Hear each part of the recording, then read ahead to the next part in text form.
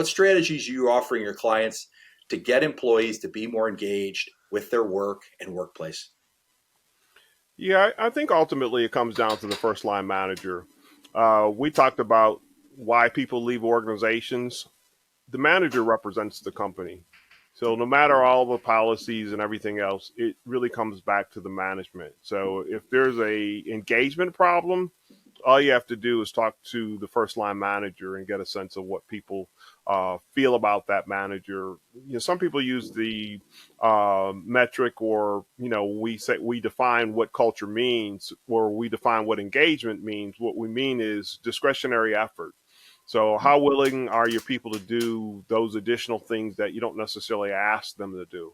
So people will go through, and I won't say go through the motions because I don't think that's fair, but I also know at this stage in life, I know how many people have worked at a company or 20 or 30 years.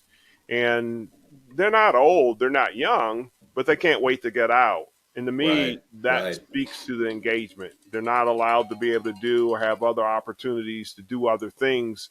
And so they go out and they take their talents elsewhere. They either, start, in a new organization, they work for a nonprofit.